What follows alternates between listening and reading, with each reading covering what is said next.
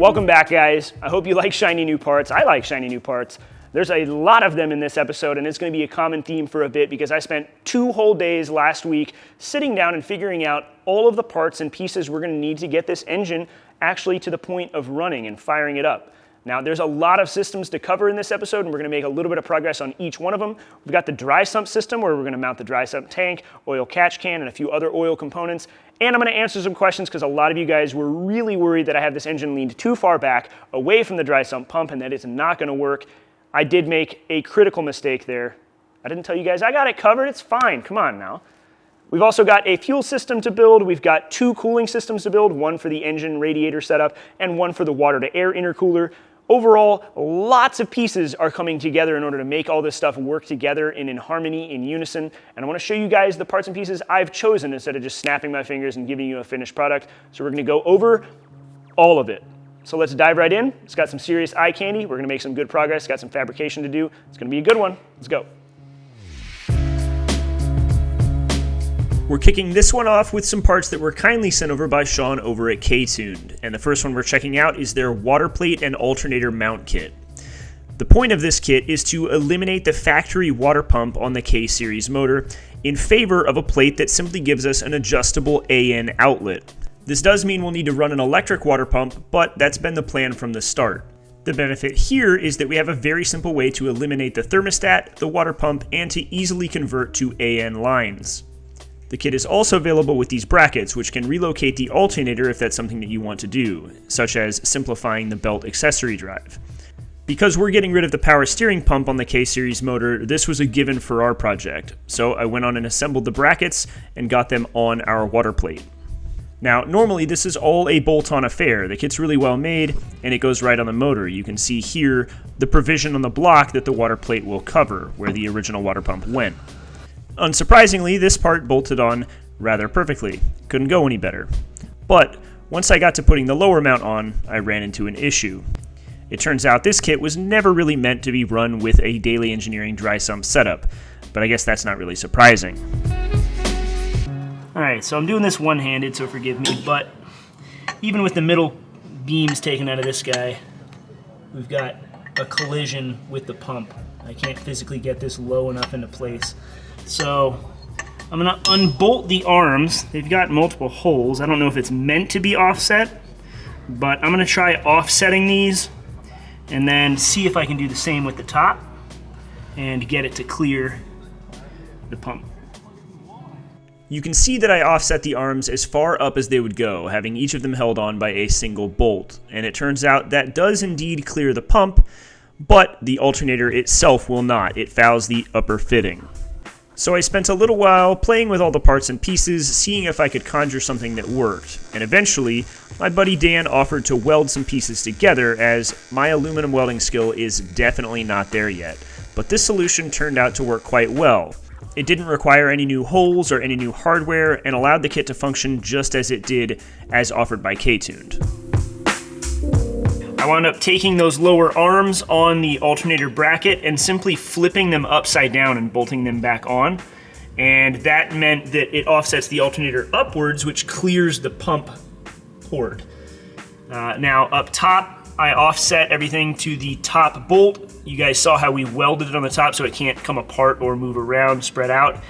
And although the tensioner is set all the way in, it is the perfect amount of tension with the supplied belt.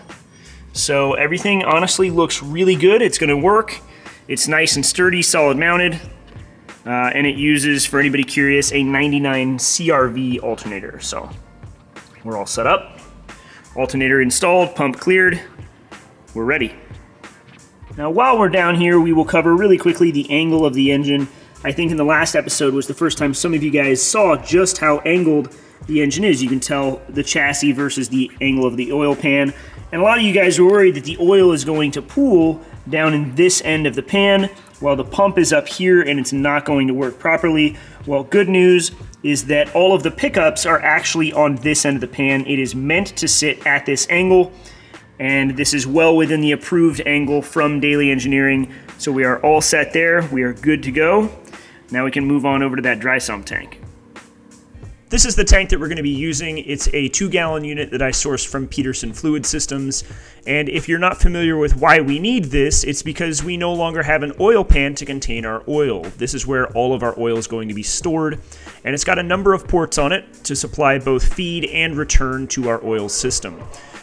Overall capacity of this tank is decided mostly by our spatial constraints. I couldn't really fit a bigger one, but 2 gallons should be more than enough. So let's get this thing mounted. The first mount that I'm making is one that's going to allow us to mount this tank to the diagonal bars we've added in our engine bay, and it's going to sit kind of between the fuel cell and the transmission. There's a big hollow cavity there that I've been planning on mounting this thing in the whole time, and fortunately, the space worked out quite well.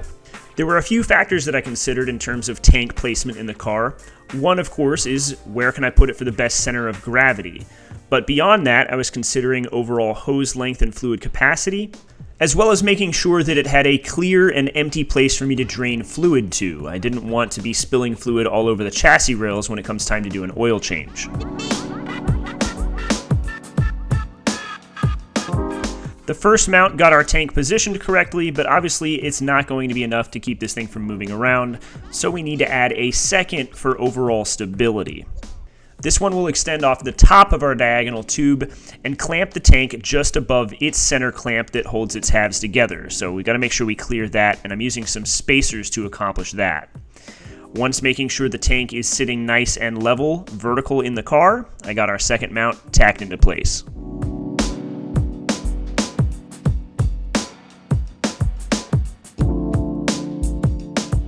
I'm really happy with the placement of this tank because the weight balance in the car should be really nice. It's close to the center of the car, it's in front of the rear wheels, and our port placement for all of our lines is looking really good. Now the next part on our list is a Vibrant Performance oil catch can, and we're going to pair this with our dry sump tank as a place to catch all of our blow-by. Because we're using a dry sump system, the crankcase itself should be under vacuum if everything is set up correctly. And the dry sump pump itself will be evacuating our blow-by gases into our oil tank. Those gases eventually need somewhere to go, so we're going to send them to our oil catch can, which we will mount right next to our dry sump tank. Now seems like a good a time as ever to say, if you haven't subscribed yet, do so. It helps me out a bunch. Leave me a like on the video or give me some feedback in the comments. All that stuff helps this channel grow, and I can keep pumping out episodes just like this.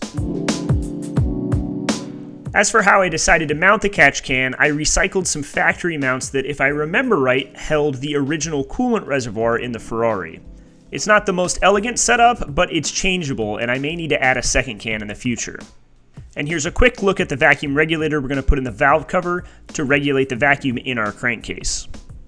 The next part on our list is our KTuned upper coolant housing, and this thing does a couple of unique things.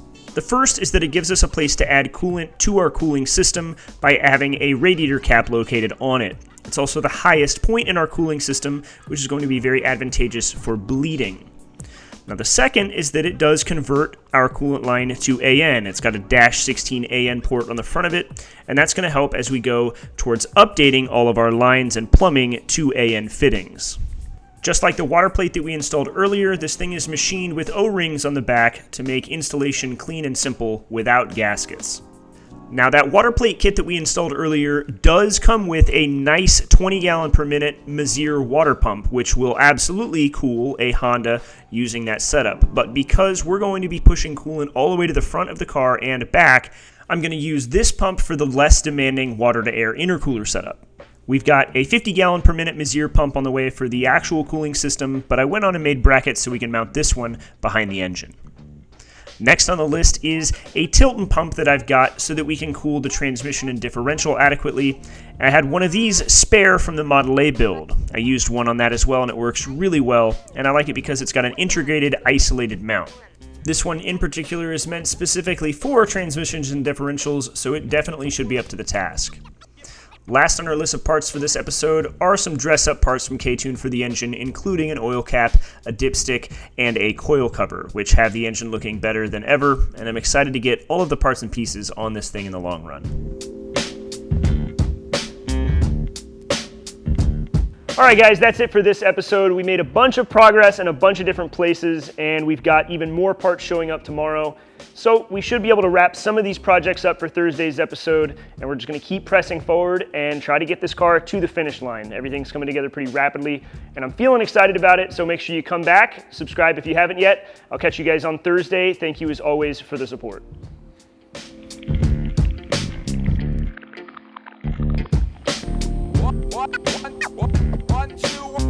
One,